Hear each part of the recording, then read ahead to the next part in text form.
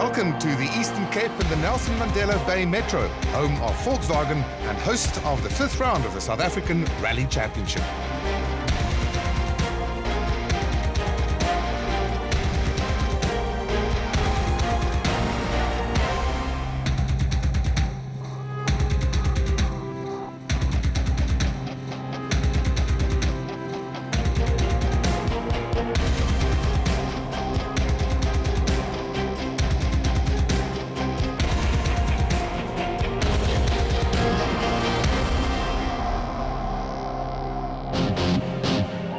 The previous round of the South African Rally Championship, the Toyota Gauteng Dealer Rally, began in miserable conditions on the East Rand, with a big question whether the two factory teams had any answer for the privateer Fords that had begun to dominate the championship. Initially, the battle was between Mark Renier in the Sasol Ford Fiesta and Leroy Poulter in the Works Castrol Toyota Auris, with Neil de Villiers in the factory BP Volkswagen Polo right in the mix. John Williams rolled the Sasol Ford Fiesta out of contention, while two-time winner and points leader Conrad Rotenbach in the green fuel Fiesta retired with a mechanical failure. The Pertec Peugeot team showed their potential with the strongest performance of the season, while in the final stage, Poulter lost a chunk of time with a gentle roll, chasing teammate Johnny Gemmell for second. Gemmell had shown a good turn of speed, while defending champion Enzo Kuhn slowly worked his way to the front to finish a provisional third. Charles Wilkin in the Basil Reed Ford Fiesta was provisionally second, but on raw speed no one could catch Cornier, who wrapped up the provisional victory. The results of the event are still subject to final ratification by Motorsport South Africa.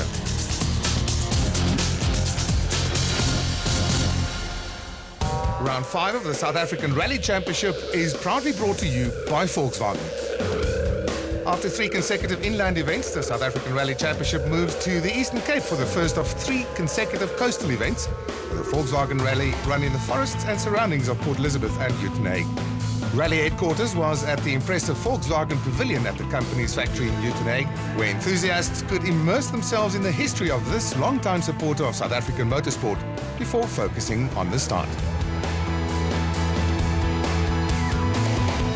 Warm and sunny skies have brought a huge crowd to the start of the 5th round of the South African Rally Championships, the Volkswagen Rally in the Eastern Cape. After a controversial end to the last round, we're going to have to see if the drivers can put it all behind them in the fast-flowing stages of the Longmoor Forest. As provisional championship leader, Conrad Rotenbach had the unenviable task of running first on the road on day 1. You know, first the road's not great, and I think this is the one event where it'll hurt us a bit more than normal, but there's nothing we can do about it. We just got to try to do our best. You know, last year we had to set some good times in that and had a good feeling with the car, so we're just going to try to repeat that and just do our best. This is one of my favorite, and I've done well here in the past. Last year we won it, so no, the car's feeling good. Did some testing yesterday, so we'll give it a full go today and tomorrow. You've won this event 6 times, good road position today, you got to be confident. Being 8th on the road, I think, will definitely be an advantage. Yeah, it's a tough event, but one of our favourites, and we'll give it our best. Well, the big question is, of course, can Volkswagen do well on their home event? Time will tell. Rotenbach leading the field of their Matt Smith with me. That's a big penalty, actually, to run first on the road. Yeah, you know, these guys aren't going to know what's going to be down the road, and we've had changeable conditions down here as well. Dust is not going to be a factor, but stones, rocks, loose dirt is definitely going to play into it as well. In the first stage, a 19.25. That's pretty long to start things dusting off. Stage 1, Culturama, 19.25 kilometers of dirt in the Longmoor Forest. So they're really being thrown into the deep end right from the word go. I think dust gaps aren't going to be a problem. It's going to be a problem to try and find the lurkers, and it's going to be a case of not clipping the inside corners on this. We go on board with Rotenbach. 17, Max left in. Pretty tight running so far. King Max left and long Max right. And they would go on to set a benchmark time, of course, the first through the stage, 10 minutes 46 dead. That's the time to beat. Nah, no more mealie fields, Hendrik. We are out into the wilderness. This is absolute perfect conditions, but watch out for some of the water still lying in the lowlands. That's going to cause some problems when you add that to the slippery conditions that are already out there on the shale that they're racing on. Johnny Gemmell now, second provisionally in the championship. He's already won the event last year, so he certainly would like to repeat that performance. The man and the car, custom made for these sweeping turns, and because he's got all this experience coming into this rally, he'll be able to tune his game on day 1 and hopefully go for another one. Crest is Max left, 70. Max small crest, slight left, 100. To easy left plus, no cut. These road conditions are amazingly good, actually, if you think about it. A week ago, the place was almost flooded, so the organisers did a great job to get the conditions fine. I was enjoying what Stoic was saying about not cutting, because if you go up the inside, I mean, check this corner, there's nowhere to go there. There's a wall, in fact. Short max left. 30 fast right. And Gemmel would go almost 4 seconds quicker than Rothenbach. Next on the road, Hurricane Fecken. Can he set an even faster time in the stage? He's got some pressure on him. I mean, all the eyes of VW and the world are on this rally, so he needs to bring it. And danger right 9. Down into left 7. No cut, no cut. Tightens over bump. Into right 3. Keep in. And right 2. Stay mid over crest. Muddy, slippy. C250. And Fecken would go 1 full second quicker than Johnny Gemmel, provisionally now the fastest time in the stage. And you're hearing from the instructions from the navigator, still the lone line water is really going to cause problems in this early stages. I don't think everyone's really going to bring the heat in stage 1. Charles Wilkin in the Basil Reed Ford Focus has gone very well the last event. Can he repeat that? And can they put pressure on the factory teams again? These Fords are almost untouchable this season. It's a real strong package to go up against. JP Damso now in the brand new Team Total Toyota Auris. It's going to take him a while to get used to this car. Interestingly, he damaged this car in a roll in the shakedown yesterday, but it looks absolutely fine. We go on board then. The new vehicle with a bit of a crinkle cut in the roof, but he's looked so strong so far. Through that gate, and there is Wilkin. He has had a problem. He must have clipped that gate on the way through. That's a big one. Well, that explains why he hasn't come out of the stage yet. So JP Damso goes past the damaged Ford. Through the gate there, it was a 6-gear corner, and someone dragged a rock into the road and clipped it, and broke the control arm, and we had to spin at 6-gear flat out, and then we rolled a few times, and yeah, that was it. Unfortunate. I don't think it was my fault this time, but that's unfortunately, that's a game. So they are spectators for the rest of the event. Defending champion Enzo Kuhn now in the second of the BP Volkswagen Polos. He's already had 2 podium positions so far this season, and he would certainly like to add to that. Number 1 plate driver, he should be running good here. And then Williams, the roller from our previous round, got the Ford back together, and he is absolutely pinned. This is really going to suit his style. He passes the other Ford, still on the sideline, not really causing any problems, not taking any lines away at least, but the guys will be aware of that and be aware of the dangers on this stage. Jan Abich now in the third of the BP Volkswagen Polos. He hasn't had a good season so far, only 1 second place and 2 non-finishes, including that spectacular roll on the Sassel Rally earlier this season. And if anybody wants a good result, it's Jan Abich. Well, he will have those ultimate support at his home rally. And then Poulter, the danger man, very loose cannon in this championship. We know he's got the speed, but if he can hold it together for an entire rally, that's the situation with this man. Absolutely, and he showed it in the Sassel Rally when he won on only his 10th attempt on a national rally in the top class. Big repairs on that car as well. Remember, he rolled it at a previous round, so he's costing the budget a little bit so far this season. And he would set the fastest time, 10 minutes, 40.1 seconds on the stage.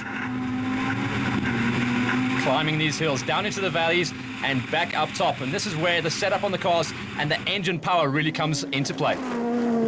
Flipping, crest, caution, left 3, tightens to very long 7. Repeat. Crest, caution, left 3, tightens, very long 7. Very long 7, opens and tightens to 6 in. Opens and tightens to 6 in. All the way around, into hairpin, right 7, no cut at the end. Hairpin, right 7, no cut. That is just brilliant footage. Mark Renier there, winner of the previous rally, and he has got his foot down. Looks like a never-ending left-hander, so if you get your drift on, you've got it dialed in. Then we go back and pick up on the first of the Peugeots, the 207 Pertex Peugeot of Heinrich Latergan. And he is running good. He is waving the flag high and proud for the Frenchies. Yeah, South Africa's Dakar pride. It's Geniel de Villiers in the 4th of the BP Volkswagen Polos, and he would go 20 seconds slower. This is Japie van der Kerk in the New Africa Development Volkswagen Polo. Such a popular car in this rally championship, and he's going to be pushing hard to try and get a top 10er. Really needs the support out there, and he has got this thing wound up. Absolutely flat out. This is fantastic, this footage on board. Oh, dear. Oh, he's lost it, then it's going over. That was the smallest of clips. You really haven't got any room for error. The second roll on this stage. Drama on the Volkswagen Rally. It is going to be a car eater. We can see it already. This is Visser de Plessis, the second of the Pertex Peugeot 207s. He'll be the next car on the road. Nicholas Ryan now in the Grand Mark Volkswagen Polo, another of the privateer teams trying to make an impression. Now on board with Mohamed Musa in the second of the team total Toyota Auruses. Should have a slightly cleaner stage for him to race on. The rest of the guys have been sweeping it ahead of him, but it's still going to be very loose. Look at that. It's just shale the whole way through. Musa like the new colour scheme as well on those cars. Wilder Dippenaar now, one of the other privateers. And Chase Atwell, along with Conrad Rotenbach, the second of the two Zimbabweans on this event. So the end of stage number 1, it was Mark Cornelius taking 1.8 seconds out of the closest rival, Leroy Polter, who was surprised to be up there, and then Rotenbach suffering to be first man on the road, 7.7 seconds down. Service now, and a chance to catch the breath and find out how things went for all the runners. We had a good clean stage. It was a bit tricky in the sense that it was still quite slippery out at the back there. So we just decided to keep it clean and tidy. Had a sort of near scare in the beginning, which was good. And then we saw Shoal go off and put a damp on things, and we just pushed to try and keep it tidy. And there's no room for error here, so you got to try and keep it as tidy as possible. In one error, it's game over. Looks like we've started the next rally off as we did the previous one. Look, the road's very fast. Maybe it took a little bit easy there just to get through the first one. But looks like you say again, it's close again up front, and we're going to have to see later on. JP, brand new car this weekend. How's it going? Yeah, brand new. It was brand new till yesterday, and then we had a bit of made a bit of a mistake on the shakedown stage. So yeah, we all been hard at work trying to get it ready. But we did our best, and yeah, I must say the first stage, it's getting back into things again, and then obviously I think we're going to take this event just to get the feel of the car and stuff. Coming into a corner, we hit a rock on the sump guard, and for some reason our steering pump burst a seal or something, so I went without power steering. It's so bad I thought the wheel was off. I just steered the car with my forearms after a while. I had to press my forearms against the steering wheel because my hands couldn't hold anymore. So I was slowing down, we lost a minute, thinking that there's something that's going to break off the car right now. Meantime, it looks pretty good. Stage 2 now, Kingsview 1. It's one of the longest stages in South African rallying, just over 34 kilometers of dirt in the Longmoor forests, and this could be a crucial one for the eventual outcome of the rally. So 19 Ks into 34 Ks, that's a completely different car setup, and the guys are really going to have to pace themselves. I think a lot of guys got very excited going into stage number 1, and they've had to calm it down now. Well, Conrad Rotenbach is not a happy bunny at the moment. He's trailing by 7.7 seconds, lying in 5th position after only the first stage. It clearly shows the disadvantage of running first on the road. Road sweeper. No one wants to be that man. Rotenbach, though, just going to have to polish his game, work on it and smooth it out. Maybe later on in the rally, he'll be able to come to the front. But right now, he's sitting down there. As you said, 7.7 seconds is starting to become a big number. Johnny Gemmell, 4th overall after the first stage. Only a gap of 3.5 seconds to make up. So can he do it on this long stage? He is going absolutely flat out. 12 stages, so we're on stage number 2. Gemmell's pretty good at just easing his way into this, and he brings so much experience to these roads, to this rally. He knows his way, and he knows what he's got to do. As mentioned earlier, he's the winner last year, so he knows exactly what he has to do, except doing it wrong there. Johnny Gemmell pushing very hard, that's clear. Spectators definitely picked the wrong corner to stand on the outside of. Left, take the fast left again. AD leads, slow right plus. And he would go almost 40 seconds faster than Conrad Rotenbach on the stage. And in fast left. Ergen Vekker now. He's in 3rd position overall after the first stage, a gap of 2.5 seconds to make up, and they're also pushing hard. 70, right 5, stay wide. Bad bump on the inside. Right 6 tightens to 8. This one tightens to 8. C150 down. Right ease, left 6 keep in. Big wide tracks, and the guys can really hang it out loose, and it looks like Vekker is really finding his flow. Like I say, only 2.5 seconds down, so he can find some time if he buries himself on this stage, and he is smooth, no stalls. That's Enzo Kuhn carrying the number 1 as a defending champion. And incidentally, Ergen Vekker went 0.6 of a second faster than Johnny Gemmell in the previous stage, so both of them are pushing very hard. John Williams, 11th after stage 1.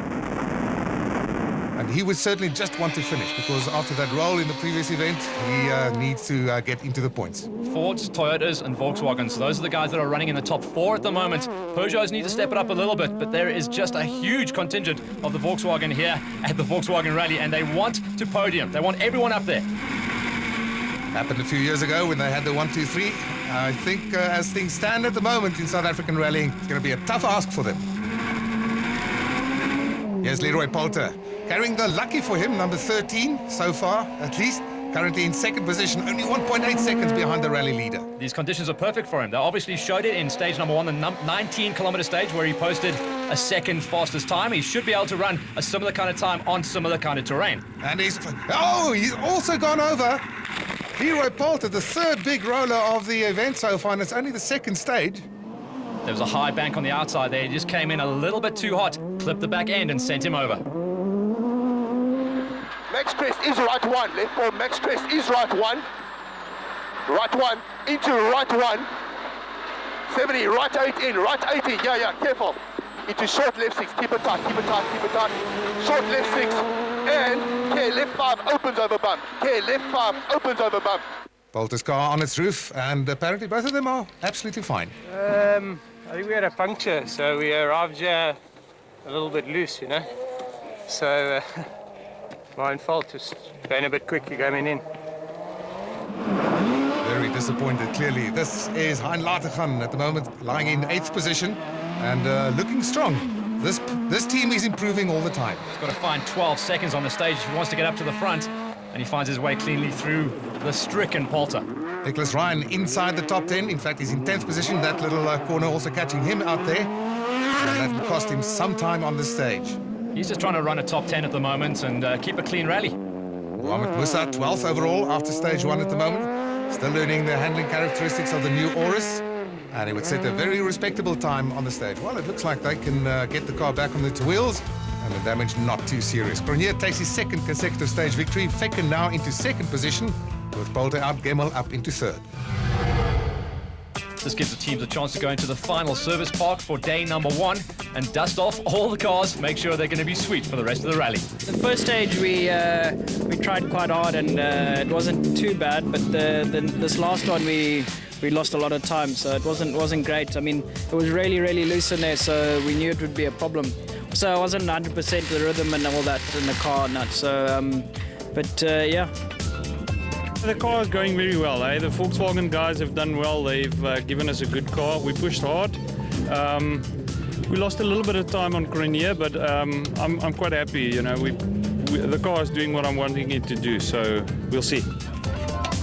We had a puncture about 15 k's to go.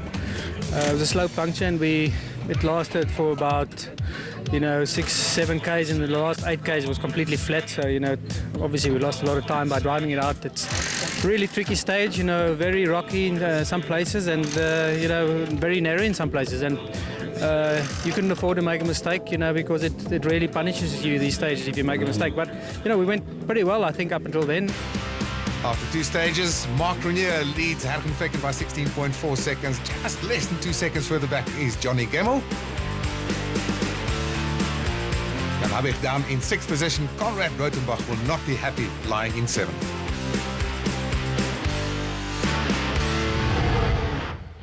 If stage number 3 looks familiar, that's because it is. It is the reverse of stage number 1. They're going back down the hill, they came up. Nicholas Ryan inside the top 10 at the moment in the Grand Mark Volkswagen Polo, as we go on board with John Williams and Kobus Frey, currently in 8th position overall. They're being chased for that 8th place by Mohamed Musa. Williams is sitting 1 minute 26 off the back of the race leader, so he needs to start pushing if he wants to go for the top 5. They would go 9th fastest on this stage. Right 5. There's the right 5 at the bottom. Right 5. 80 over bumpy. Left 7 in over rough. 140. Bump. De Villiers is looking consistent in his rally. I've got to say, he is right up there and looking for solid top 5s every single stage. Setting the 8th fastest time on that stage as we go to Hein Lateghan. Very impressive so far, lying in 5th position overall. Solid performance by the Pertec Peugeot crew. Long max left maybe in. and crashed into long Max right.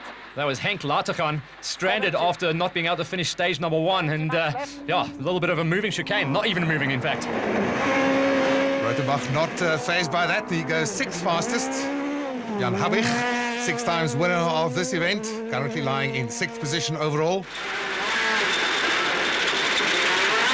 Into a maximum left, 1 over crest, 100, long right 6, tightens to a 7, right 6 go. Yes, finished. Finished. See 100 down, possible slippy, hairpin right.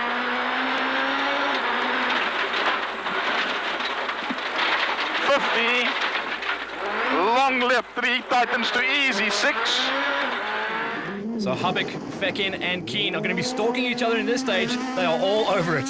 Indeed, Fekin, Keen and Habich 2nd, 4th and 6th respectively. This is Enzo Keen. And he would set the 3rd fastest time on the stage. I think this is where we're starting to see the polos really start stretching their legs. But Cronier, he came into this round confident, and he is starting to tick these stages off. Max 130. Max left 1 over Max crest. Max left 1 over Max crest. 80 down. Caution left 6 no cut. Caution left 6 no cut. 80. Yeah, I reckon he's already controlling that gap. But he sets the fastest time up to this point in the stage. 130, Max left. 180. In Max right and Max left. 200. Short Max left. 150. Johnny Gemmell currently in 3rd position overall, but he's got the foot down. Wants to get closer to the rally leader, and he would go the fastest on the stage.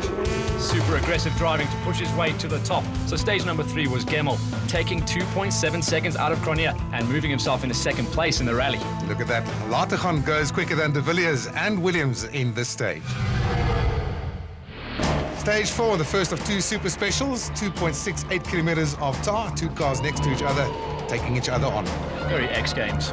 I'm not sure about that place though. Where's that? It looks right to spelling to me. Then again, I can't spell any Afrikaans words. Okay, so it's Rothenbach versus Gemmell in front of an expectant crowd because they are looking for action. They have been given off. Most of these people are employees of Volkswagen, and they were given off on Friday afternoon to come and see the spectacle. Even though this is a racing stage where they go head-to-head, the clock is still running, so there is time to be had, but it's not going to be much in a stage like this. Well, it's a well-known adage in rallying, of course, Matt, that a short spectator stage, you cannot win your rally, but you can lose it. So be very, very careful on these stages. We saw Leroy Poulter throw it away at the end of the previous rally, so we know things can go wrong. And at only stage number 4, there's still plenty still to come. And Rothenbach would take it by 3.5 seconds. Cronier just getting a little sneak peek, trying to see where the finishes are and see how much time he has to make up. As Damso takes on Fecken, and indeed they are allowed to recce this stage, unlike any other stage, so they had a chance of walking it. JP Damso should be one of the danger men in this stage. He's become famous for his tarmac speciality, and he has just lost about 2 seconds in that corner. Commentator's curse. Just not getting the handbrake turn right there. So Ergen Fecken has a bit of an opportunity here of setting a good time. Damso has become a bit of a specialist on these tar stages of late. Fecken quite outspoken about the tarmac stages, famously saying he didn't start rallying to race on the tarmac. And Damso certainly striking there on the roof. You can see the remains of yesterday's roll. Don't think that's affecting him too much, but Fecken takes the win over Damso by 8.9 seconds. And beats out the tarmac specialist. Williams now against Kuhn. So it's Ford versus Volkswagen, and this is what the crowd wants to see. They want to see a Volkswagen win on this stage. Definitely, no doubt about that. Williams is solid on the tarmac, though. Check it out. In his heart, he's Ken Block out there. He is absolutely flying, but Kuhn is also. Really good to see the solid matchup between 2 of the fastest rally cars out there. And Kuhn takes it by 10.1 seconds.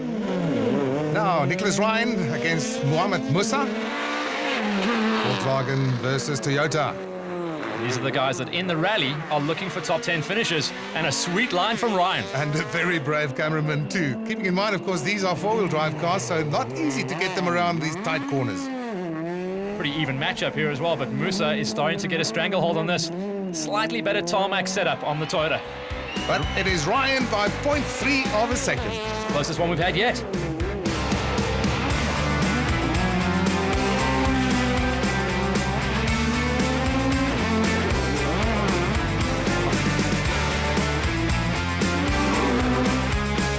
Keane was the fastest man on the first of the special stages, taking 2.7 seconds out of Feckin, making it 2 VWs at the top. Stage 5 is a repeat of stage 4, only swapping lanes. So it's Gemmel now versus Rotenbach. And will Rotenbach come out on top this time? So they're sweeping out lanes. They've run in the left, now they get to switch over to the right. And it's still a super exciting stage the whole way through. Gemmel losing some time there. Not getting the hairpin quite right. Rotenbach is flying. The funny thing to observe in this is actually some guys are really good at drifting the car into left-handers and others into the right, so that's the kind of dynamic you're going to be watching out for. And Rotenbach beat Gemmel there by 0.3 of a second. This is Feckin versus Damso. Again, JP really, Damso is struggling. That's the really gearbox battling. problem. Cannot get the gears in, cannot get the back end to hang out, so he's got a lot of work to do. And he could give up a lot of time as Feckin takes that win by 31.8 seconds. Now Keane against Williams again. Keane took it last time by about 10 seconds. Can he repeat that performance? Williams is just trying to find a little bit extra, and Keane just overshooting completely. He's not going to win this one. There were close pairings happening the whole way through it, but the tightest race on the night was once again Ryan versus Musa. This time it was Musa that won out. And he won the stage overall as well.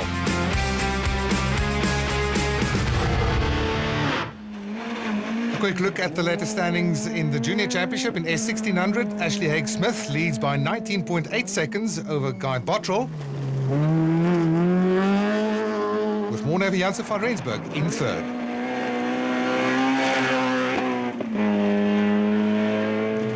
In S1400, Ian Young leads the class at this point after Megan Verlaat lost a lot of time due to a puncture earlier on in the rally, but she has now made up 1 minute already on that, lying in second.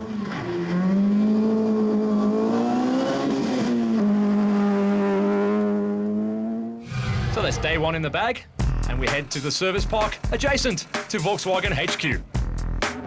We've always in history done really well with the longer stages. We've had some gremlins prior, you know, like punctures and stuff like that, but every time we've had a clean run, we've been relatively quick, and I think it's really just the off-road experience, you know, that comes through, because there we did it for hours and hours, literally day in and day out. So I think I've got a bit of an advantage there. And the car is just, I mean, I can tell you the car just performed faultlessly, and I must credit Sassel and Maxi Prest coming on board and putting the package together for us.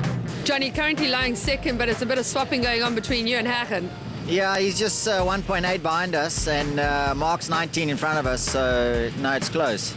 The stage is treating you well? Yeah, on that repeat, the reverse of stage 1, coming down stage 3, was quite a bit better. So we did a pretty good time there, so tomorrow looks all right. We'll give it a go tomorrow. Also giving it a go tomorrow, Leroy Poulter, whose crew working very hard to get him in under Super Rally rules. How about the battle in the Volkswagen camp? All my teammates around me, Hergen in front of me and Habib behind me, so it's good to see the whole pack there fighting for the podium. No, I'm chuffed. First fastest time for us. Okay, it's a tall stage and a Mickey Mouse thing, but I'll take it any which way it comes. So it's a great car. It's easier to do everything, and I just need to start trusting it now. So once I trust it, then we'll be able to, you know, get a bit more competitive. But the other looks in front are moving. Looking at how it lines up after 5 stages, 18.4 seconds is the advantage that Mark Cronier and the Ford have. But look at Herken Feckin. He's only running 1 second off the back. He sits third, and that's going to be the battle. Hein Latergan in 6th position. That makes it 4 manufacturers inside the top 6. Conrad Reutenbach in 7th. Join us after the break when we go into day 2 action. Pool D includes one Northern Hemisphere side being Wales. The rest are Fiji, Namibia, Samoa and South Africa. Wales reached the semi-finals in 1987, but were beaten by the eventual winners New Zealand. In 2007, Fiji caused an upset by beating Wales to progress to the quarter-finals. Namibia is the lowest-ranked team in the tournament. They suffered a record loss to Australia in 2003. Samoa has reached the quarter-finals in 2 of their 5 Rugby World Cup appearances. The defending champions have won the Webb Ellis Cup twice and will aim for a record 3rd win. Game on. Live streaming on supersport.com, only on your World of Champions.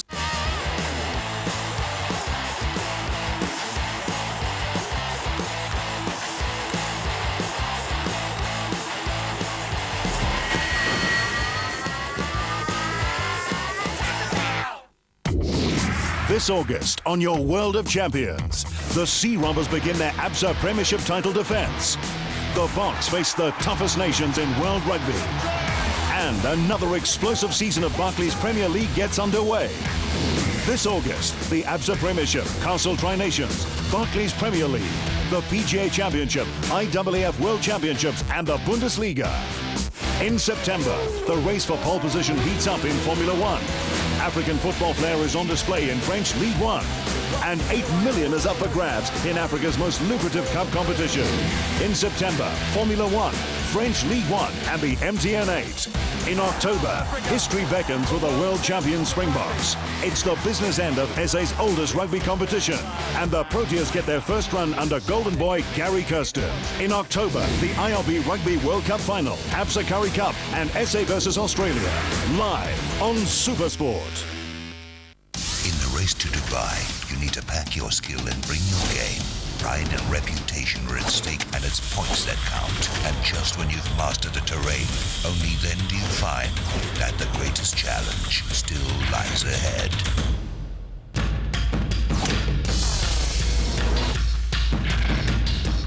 Oh, 25 countries, 51 grueling courses. Get your race on with the best golfers in the world on the 2011 European Tour. Nowhere else but on your World of Champions. Brought to you by Telkom Business.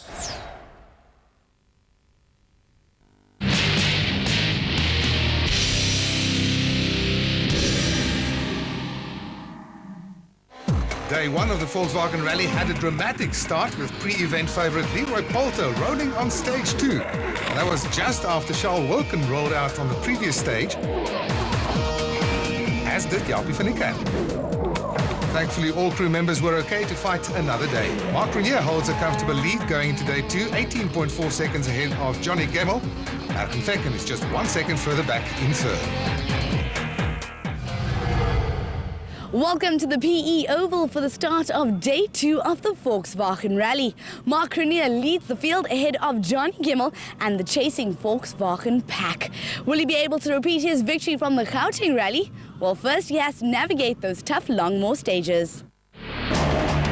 Stage 1 for the day, stage 6 for the Volkswagen Rally. It's PE Oval 1. And this is a stage that had to be shortened due to the rain before the event. Yeah, when we go out there, you're going to see how swamped some of the areas were. Grenier leads out. He's protecting a lead. 18 seconds is not much. Can't be quite comfortable with it yet, although I think the pressure is off and it's up to the others to chase them down. You know what I like to see about Grenier, he's comfortable to lead out. We saw at the beginning of the rally, Reutenbach didn't like it at all. He lost 7.7 seconds on the first stage. Now Grenier is just guiding it and controlling the race from the front. Johnny Gemmell in second position by that margin of 18.4 seconds. Grenier set the benchmark time earlier on in the stage, 5 minutes 24. That's the time to beat. Can Gemmell go faster and close that gap? Day number 1 was all about up in the mountains and very loose terrain. You can see it's a little bit more dusty and boggy actually in some areas on day number 2. Look at this, it's swamp racing. Medium left. And medium crest is medium left. And Gemmell went only half a second quicker than Grenier. Now Erkan Fecken, he has got that 1 second and he wants to make up for second place. Fecken has to do all the pushing on this stage. If you can get into second, that's going to be a strong move. And he does it by 1.7 seconds over Gemmell. That means that Fecken moves into second position now. Here's Enzo Kuhn in 4th place overall. Margin of 41.4 seconds behind the leader. Stealthy in his driving, isn't he? He just claws his way up the rankings, slowly but surely. Jan Habig demonstrating extremely good car control on the oval track. He's currently lying in 5th position overall, a minute off the pace. And look at those conditions. Splish Splash, I was taking a bath, and they are just going to be absolutely burying themselves along the stage. Car setup is going to be key on this one, because it's not about climbing up into the mountains and dropping down the hills. This is pretty much a low-land stage. Lateghan in an incredible 6th overall overnight, just 1.5 seconds behind Habig. And This is Rothenbach, 7th overall. He certainly would like to move up the order. After day number 1, he really was not the happiest camper out there, tripping up his lip in the pits. He's got a lot to do today. Cecil Ford Fiesta of John Williams in 8th position overall. He sets a very respectable time, except not quite fast enough to win the stage. How's this team? They've come out swinging in 2011. Benchmark time still set by Hergen Vecken, 5:21.8. And this looks like Musa wishing he was back on the tarmac, but he's fired up, and I think that little result in his Mickey Mouse stage, as he called it, has certainly fired him up. He's only 1/10 of a second behind John Williams. This is Nick Ryan, 10th overall, and he's only 1.1 behind Musa. A fine three-way battle for 9th at this point. Top 10 in South African Rally, that's a big shout, you know, and it's getting so much harder to break your way into that elite group. Camille de Villiers in 11th overall. He's chasing down Nick Ryan, 4.7 seconds behind him at this point. And he sets a very good time there, moves up into 9th position overall. Volder Dippenaar now, man from Namibia, and he's in 12th place overall. Visser du Plessis in the second of the Peugeot 207s in 14th after all his problems with his steering yesterday. Good to see the Peugeots bringing it every single time, and then we go back to the only Subaru running out there, Klaassen and Harding, in their monster colours. Leroy Poulter in the Castrol Toyota Auris, running under Super Rally rules. Basically, this means that crews who fall out on the first day and can get back into action on the second day are allowed to run, as is this car, Chase Adwell, without scoring any points or being classified, so using it as an extended test session. So Vecken takes the stage win, remarkably only his second stage win of the season. From here now leads Vecken by 17.2 seconds. Stage 7 being a repeat of stage number 1, so it's Culturama 2, again a 19.25 kilometer stage, which will now be nice and clean. Visser du Plessis in 14th position overall, looking a bit battered there. And he would lose a lot of time at the end of this stage due to beaching his car. This is Dippenaar, Volder Dippenaar in 12th position, and he sets the 13th fastest time. Hein Latergan in 6th position overall. He's very, very competitive on this event. He goes 12th fastest on this stage. He's got that car turned out absolutely perfect for day number 2 as well. Musa, he is definitely having one of his best rallies of his career so far, loving the conditions. And loving the new car, I'm sure. Nicholas Ryan in 10th position overall. And coincidentally, he goes 10th fastest on this stage. That's his number. We need to put it on his car for next time. And then Janelle de Villiers, also having a good run so far, trying to break the top 5. The right 3 in. Right to stay mid, slippy over crest. 250. Crest is the right 4, tighten, stay in. I bet the navigators are glad that they're so busy they don't have a chance to look over to see the drop off there. Yeah, last time they were looking at the cliff face, now they're looking down into oblivion. Enzo Kuhn in 4th position overall would only set the 8th fastest time. John Williams in 8th position goes faster and sets 7th fastest time. He has been making his way through the ranks, so he's running good in stage number 7. And he's, like, Habik though, he has been absolutely flying the last 3 stages. Absolutely, he's only 9.7 seconds behind teammate Enzo Kuhn, and he goes 6th fastest in this stage. Stage 7 seems to be all about the Volkswagen boys really finding their groove. Vecken runs the 4th fastest time. This is Rothenbach in 7th position overall. Unfortunately for him today, it's not important where you lie in the running order because the road has been swept already. Exactly, I think it's helped him as well because he is on the comeback trail. He would go on to post the 3rd fastest time on stage number 7. Johnny Gemmel in 3rd position overall by 0.7 of a second behind Vecken.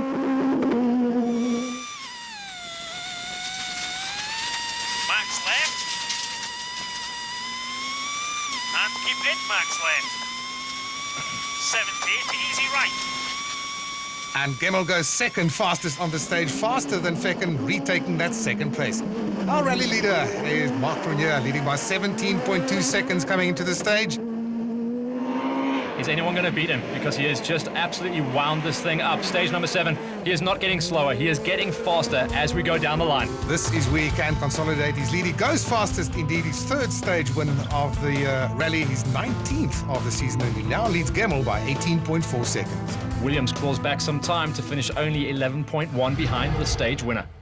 First service of the day, and it's important because it's just before they tackle that long 34-kilometer Kingsview stage for the second time. Mark, Robin, congratulations. Leading the rally, you've had 2 stages. How's it going? Yeah, so far so good. We've had 2 clean stages, so we've got to just keep up with that momentum and carry it the way through. The stages are nice and clean, so I'm looking forward to it.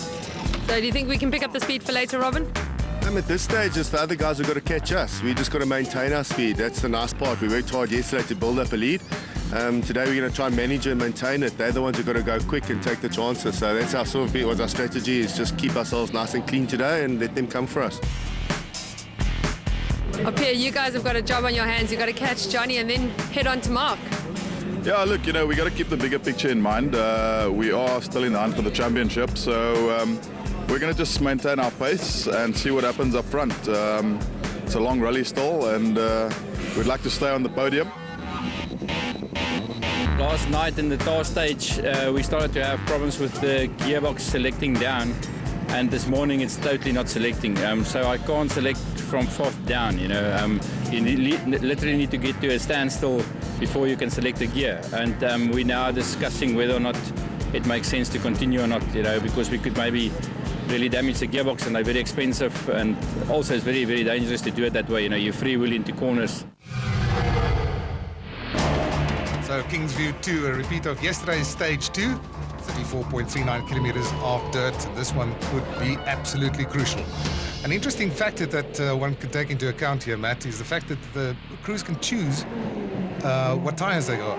Well, they can choose the width of the tyre at least, and the interesting point about that is Cronje has gone for the 205s over the 195s the whole rally, and I think that's what's allowed him to get that advantage in the early stages. The rest of the guys figured it out later on, but by that stage, they've dropped back in time. Right one and turn right 2, left 4 in. Turn right 2, left 4 in, left 4 in, 80. Crest middle is right 16, crest middle is right 16, yeah. Into left 5. Yeah, as I say, they all run on control tyres, all of them Dunlops, same compound, same thread pattern, but a different width. This is Johnny Gemmell in second position now. He's got a time to beat, that's set by Cronje, of 20 minutes, 15.6 seconds. That's going to be a big ask. 18 seconds back, he still can't quite find it. He keeps finding 1 or 2 seconds here and there, but in the overalls, it's still hurting him. Back in second, still in third position, just 2.7 seconds behind Gemmell. No cut, repeat, 100 right 5, no cut, rocking inside, and left 8. Bump on the inside, right 5. Uh-oh. And he hits the bump on the inside. Oh, dear. The suspension is off. Something must have broken on that car. They're not quite sure what happened there.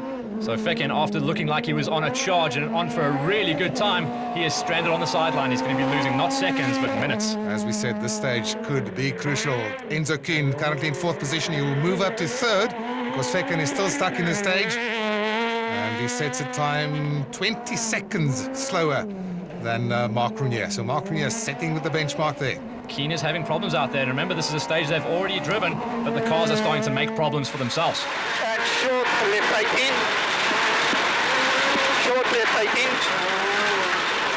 Into a right 5, no finish. Going past their stricken teammates there, so that's confirmation. I wonder if Fekken will make it back. If he makes it back, he's certainly going to be out of running for any kind of podium position as the rest of the guys come flying their way through. Habik is now starting to climb the ladder. Everybody else will move up behind Fekken, that is, will move up one position. Conrad Rotenbach, currently in sixth, he will move up to fifth position. And he's some 23 seconds behind Jan Habik at this point. Bit of a turnaround stage for him in stages 7 and 8. So Rotenbach is the comeback kid of this rally. Now, here's something interesting, Matt. If we look at the stage time set by Cronje, he did 20 minutes, 15.6 seconds. Then came Gemmell, 20:33.6. Then came Kuhn, 20:37. Habig, 20:44. Rotenbach, 20:44. So, is that the big tyre factor, the wider tyres that we've spoken earlier? It definitely came into play on stage number 1 when Cronje took his first stage and took his first advantage. He's now just extending that advantage again on the same stage. This is Cornel de Villiers coming into the stage, 9th position overall, 10.3 seconds only behind Johnny Gemmell. Volra Dippenaar again in 12th place, and unfortunately this will be the end of his rally. Retires in this stage. Visser du Plessis trying to fight his way up the order. The only remaining Pertec Peugeot 207 in this rally. Mohamed Musa. Musa just climbing the ranks here, just trying to get himself up the hill and hold it all together. He's put together a very solid drive and a good package in the car as well. Who's this DOC? Caution right, 2 tightens, hip and right side. Don't worry about that now. Dust issues to deal with out there on the trail. Cannot be fun. He's going to lose time. I think they're catching a slower car. That's the problem. That's Hagenfeck, they've finally been able to repair that car. It was a wheel problem, put on a spare wheel, and he continues, but he's lost 31 minutes. He's now dropped to right at the back of the field. This is how it plays out. Stage number 8, one out again by Cronje by a huge 18-second margin over Gemmel. Gemmel has got to throw it all down in the last few stages. Johnny, the pressure's off. Hagen's gone, and you've got a nice gap to third now. Yeah, Hagen slipped up there. I don't know exactly what happened, and now Enzo's third, but he's about 50 behind us, so it's a little bit far with a couple of stages to go. But Mark's about 30 in front, so we'll see the next one. Enzo, you're holding the VW name up here, catching the Toyotas and Fords in third place. Yes, looking behind me, I seem to be the only VW. Yeah, it was a massive stage we just did now. Lots of rocks around and a second run over, and I saw we did a 30 seconds faster over the same piece of road, so everyone put in a big push there. And obviously the consequences are lying in the forest at the moment. So we passed Hagen, he's gone off the road and damaged the car, so he's stuck there. Yesterday was tough being first on the road, and it's it's a lot better today, but it's just lost the confidence a little bit, and it's in these stages are so important. So it's but we're still trying hard, and we just do our best. Yeah, I think we're up to 5th now, so it's not too bad. We just got to try salvage what we can. It was about 10 k's into the stage. We hit a left-hander, and the rim, I just felt the car went to the right. So afterwards we saw that the rim broke. It's unfortunate because the car was so good, the wheel alignment didn't even move. The problem is the rim was stuck to the car, so we had to break it with a rock. Eventually, after we broke the rim, we only could get it off. Are the cracks beginning to show? Well, certainly not for Mark Cronje. He's leading Johnny Gemmel now by a massive 36.4 seconds, and that's a manageable gap. He doesn't have to go fast at all. Enzo Kuhn up into 3rd. John Williams has done some good work in the last couple of stages to solidify his 6th place.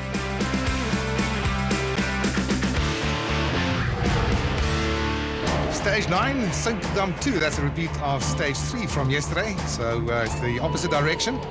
19.2 kilometers of dirt.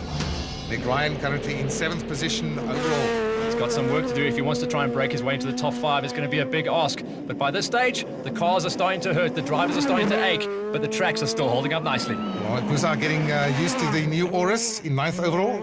John Williams doing a great job in 6th place overall, especially after that roll in the previous event. This is Camille de Villiers. He's up inside the top 10 now in 8th place. I think we're getting into the closing stages of this rally, and it's going to be so hard to close things down unless your competitors who are running a close time to you have their own problems out in the trails. Well, it's interesting that Konrad Rotenbach actually admitted to losing some confidence. Hopefully he'll get it back soon. This is Jan Habig in 4th place overall, goes 5th fastest on the stage. This is a good cluster of all the VW guys. They kind of link together out on the trails and on the score sheets as well. Habig leads out, and then it's Kuhn. Fecken has got to be one of the fastest drivers out there, and he's going to be angry after losing all that time in the previous stage. Indeed. We'll watch out for him. His stage times. Kuhn goes 0.7 of a second faster than Habig. And this is Hergen Fecken, classified 17th at the moment, right at the back. Goes 3rd fastest, 0.9 of a second quicker than Kuhn, so he's on fire. As is Mark Cronje, leading by that massive margin of 36.4 seconds. Just about controlling it now. He doesn't have to go out and win every single stage. 36 is a big number for everyone to close down. It's up to everyone else to push for it. Cronje, he'll still go for top 3 finishes every single time because he's in that groove. Goes 2nd fastest, faster than Fecken. Johnny Gemmel wants to close that gap, currently in 2nd position overall by that margin. And he is pushing. He is certainly pushing as hard as he can. By the end of the stage, he would show himself to be the fastest man out there. C400.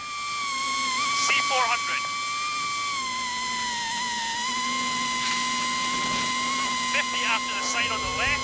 Crest is the max right. Confirmation of that then. Gemmel and the Toyota go fastest. They pull back 1.1 seconds on Cronje. It's not going to be enough. Stage 10 now, the second running of PE Oval. So same direction, same distance, 10.25 kilometers of dirt. Lots of water, as you saw the previous time that they ran this stage. The lowest lying stage, which means no way is it going to dry up. If anything, they are going to have the advantage of knowledge. The fact that they've driven down this road before, they should know how to attack this stage. Nicholas Ryan currently lying in 7th position overall, certainly showing what he can do in the Grand Mark Volkswagen Polo. As we've said before, so hard to crack your way into the top 10, and he has solidified his position within that. Him and Musa have been duking it out for that one. Vertec Peugeot 207 at Duplessis goes 9th fastest. This is Reutelbach, currently in 5th position overall, scoring some solid points. He goes 8th fastest. Habich in 4th place. He's still trying to close up that gap to Enzo Kuhn. I love how there's some urgency everywhere we go. The last 3 stages, it's been building. The guys have really shaved off something like 20 seconds as they become more familiar with the stages when they run it the second time. And aggressive driving is what it's all about. Slippy, turn right 9 in, keep tight. See the arrows? Slippy, turn right 9 in, keep tight. 70. Right 9 in, 70. Max right 5 in, max right 5 in. Cronje clearly controlling that gap now, only 5th fastest in that stage. Johnny Gemmell in 2nd place, wanting to close that gap. Although it's going to take some kind of a miracle with the remaining mileage left. Previous stage, he was fastest by 1.1 seconds. He needs to find so much more than that, and I think he is racing just to defend that 2nd place in the rally. Here's a man who's suddenly discovered some form. It's Geniel de Villiers, currently in 8th position overall, but he is absolutely flying in that Red Bull-backed DP Volkswagen Polo. Yeah, he's found his wings for sure. The stay left, danger, long right 2 over small bumps, dips. 70, right 6 tightens to 8. 50, right 6 tightens to 8. Very loose, small crest. 300, turn right 9. Fekkin is on the pace for sure. He's going to be cursing the problems he had with the wheel on the previous stage because he would go on to take stage number 10 in the 2nd fastest time. Moving up 1 position in the process. John Williams in the Sasol-backed Ford Fiesta. He has found some form, and he goes even faster than Arjen Fekkin, setting the fastest time in the stage, his first stage win of the Volkswagen Rally. Williams' victory solidifies his 6th place in the rankings. Fekkin was on fire to take the 2nd fastest in stage 10.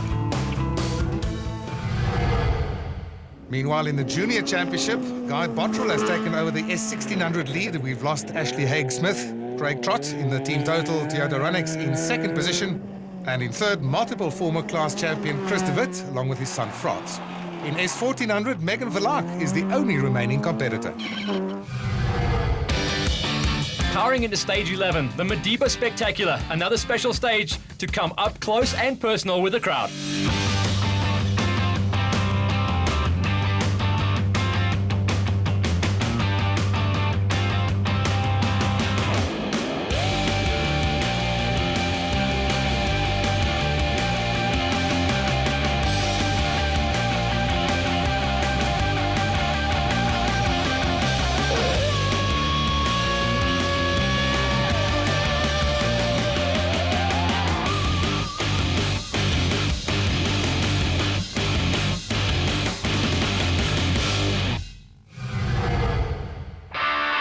Final stage of this year's Volkswagen Rally, the now traditional Kings Beach spectator stage over 1.73 Ks. Very popular every year, and look at the crowd. Fantastic atmosphere, fantastic way to end the event.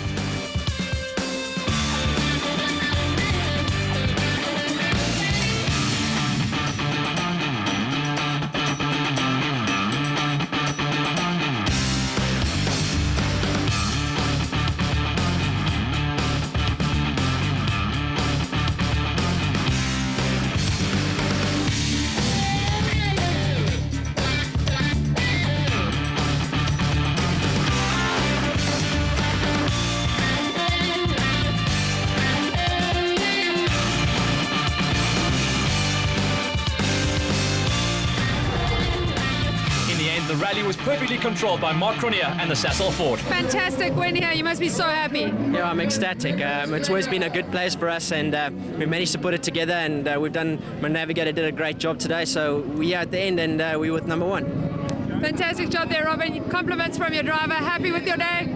Yeah, it's unfortunately our last win was a little bit taken down a bit with all the trouble that happened afterwards. So it's nice to have a good clean win. We led from stage 1 and never looked back. So it's really a good feeling. We've had some good challenges, but we've managed to keep it up ahead. Well, Johnny Drew, congratulations, second place, but that moves you into the lead of the championship. Yeah, that was in the back of our minds today when we started, so we're pretty happy with second. It was a good day for us.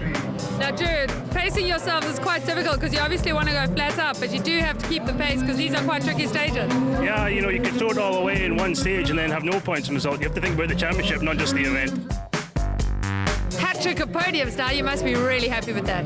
I think it's a good, solid result for us. We made absolutely no mistakes in a really hard charge in a very reliable car. The team worked hard to get our car faster, so we're a lot closer to the front. And nice to be on the podium, collect the points. Of course, very strong for our championship. We're looking good for the moment. So Mark Grenier and Robin Houghton take their second consecutive victory of the season ahead of Johnny Gemmell and Drew Sturrock. Enzo Kuhn and Guy Hodgson in third place. Conrad Rothenbach and Nicola Klinger won't be happy with second in the standings after this. Williams and Frey in the second of the Sasol Fords, solid in their sixth place. They'll be happy with that. And Nicholas, Ryan and Dutoy, did they come strong at the end? This is a sight we're going to get used to seeing from now on. Grenier and the number 1 plate. The Drivers' Championship is concerned. Johnny Gemmell provisionally now in the lead, 3 points ahead of Conrad Rothenbach. In the Co-Drivers' Championship, provisionally Drew Sturrock over Guy Hodgson. Mark Grenier in the Sasol Ford made his intentions clear from the start of the Volkswagen Rally and set the fastest time in stage 1. He now walks away with his second consecutive victory and reignites his hopes for the championship. Johnny Gemmell, on the other hand, showed that consistency counts and now has the championship lead. Join us again on the 26th and 27th of August as we head to Neisner for the next round.